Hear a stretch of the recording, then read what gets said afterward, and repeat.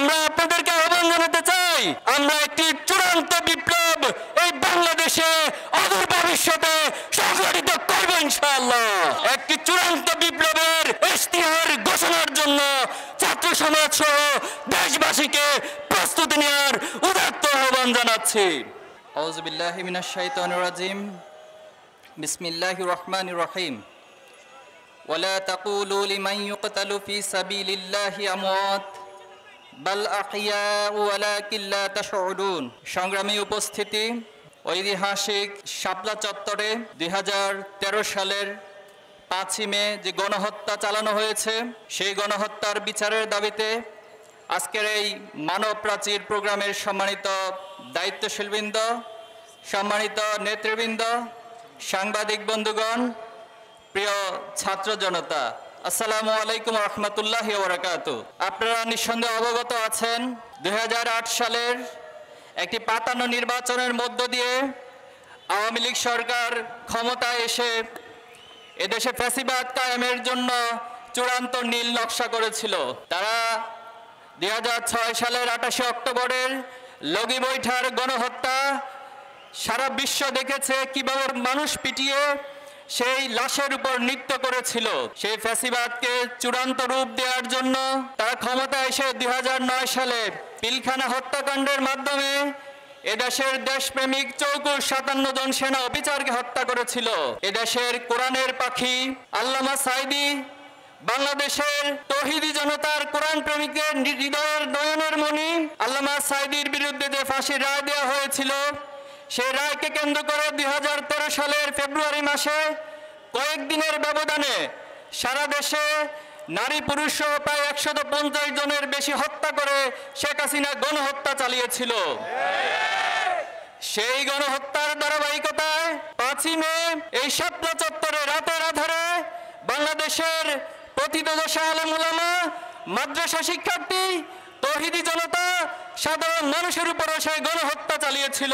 আপনাদের নিঃসন্দেহে মনে আছে 2013 সালের 19 ফেব্রুয়ারি এদেশের ইসলাম বিরোধী যে আইন করা হয়েছিল, এদেশের তৌহিদি জনতার ইসলাম প্রিয় মানুষের বিরুদ্ধে গিয়ে কিছু ব্লগার এবং লেখক তারা আল্লাহ এবং রাসূলুল্লাহ সাল্লামের প্রতি কটূক্তি করেছিল।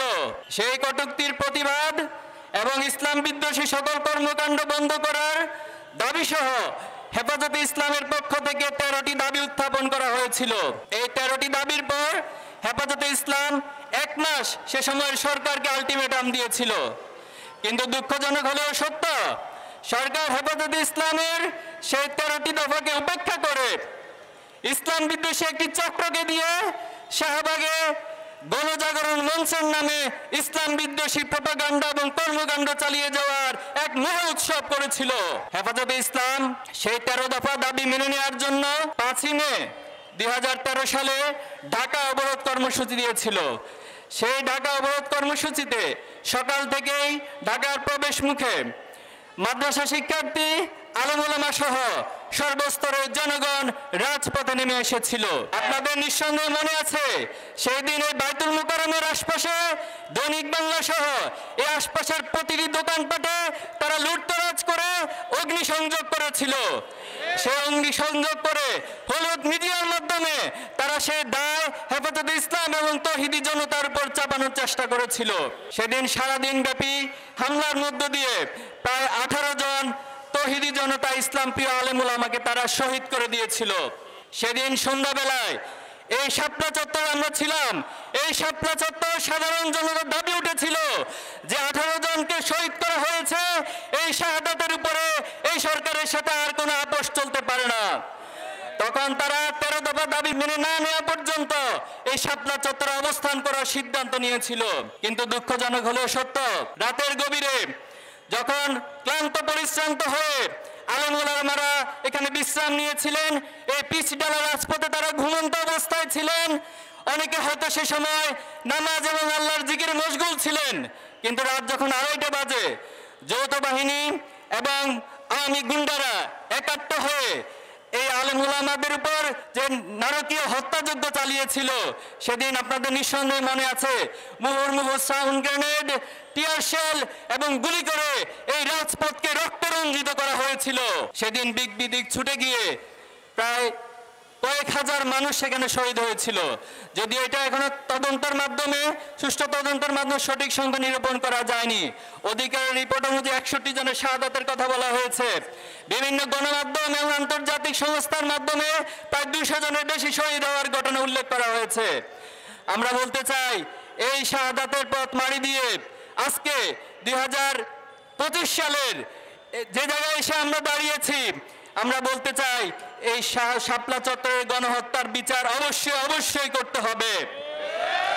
শাপলা চত্বরের এই গণহত্যার বিচারের পাশাপাশি পিলখানা হত্যাকাণ্ড, আল্লামা সাইদ রায়কে কেন্দ্র করে যে গণহত্যা সহ জুলাই আন্দোলনের যতজন শহীদ হয়েছেন, প্রত্যেকটি গণহত্যার সুষ্ঠু বিচার অবশ্যই করতে হবে।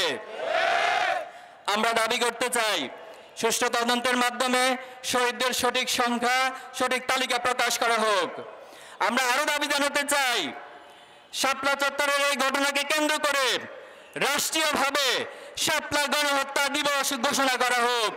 সংগ্রামী উপস্থিতি, বাংলাদেশের আলেম উলামাদেরকে ইসলাম বিদ্বেষী একটি শ্রেণী সবসময় মূলধারার বাহিরে হিসেবে তারা বয়ানে দাঁড় করানোর চেষ্টা করে। এই জাতিসত্তার ইতিহাস যদি আপনারা পড়ে থাকেন, এই ভূখণ্ডের জাতিসত্তার ইতিহাস প্রমাণ করে এই ভূখণ্ডে ইসলাম প্রিয় আলেম উলামাদের অবদান অনেক বেশি।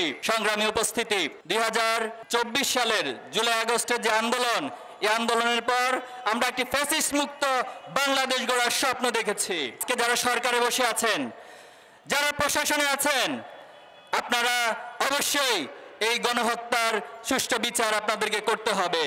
আপনারা মনে রাখবেন, আপনারা সাধারণ কোনো প্রক্রিয়া ক্ষমতায় বসেননি, আপনারা কোনো আইনি প্রক্রিয়া মেনটেন করে ক্ষমতায় বসেননি।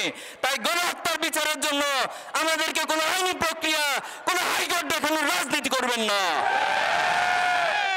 আপনারা অতি দ্রুত এই গণহত্যার কার্যকর এবং দৃশ্যমান বিচার ব্যবস্থা আপনাদেরকে করতে হবে। আমরা কারো নাম উল্লেখ না করে হুঁশিয়ারি করতে চাই, যারা ফাঁসিবাদ পুনর্বাসনের চিন্তা করবেন, হাসিনার যে পরিণতি প্রজন্ম করেছে, আপনাদের পরিণতি তার চেয়ে ভয়াবহ করবে এই প্রজন্ম।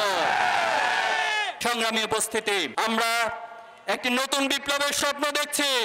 আমরা আপনাদেরকে আহ্বান জানাতে চাই, আমরা একটি চূড়ান্ত বিপ্লব এই বাংলাদেশে অদূর ভবিষ্যতে সংগঠিত করব ইনশাআল্লাহ। একটি চূড়ান্ত বিপ্লবের ইশতিহার ঘোষণার জন্য ছাত্র সমাজ সহ দেশবাসীকে প্রস্তুতি নেওয়ার উদাত্ত আহ্বান জানাচ্ছি। সংগ্রামী উপস্থিতি, আজকের এই মানব প্রাচীর প্রোগ্রামে আপনাদের সকলকে উপস্থিত থাকার জন্য আন্তরিকভাবে ধন্যবাদ এবং কৃতজ্ঞতা জানিয়ে আমার বক্তব্য এখানে শেষ করছি। আসসালামু আলাইকুম রহমতুল্লাহ। বাংলাদেশ জিন্দাবাদ, ইসলামী ছাত্র শিবির জিন্দাবাদ, ইনকিলাব জিন্দাবাদ।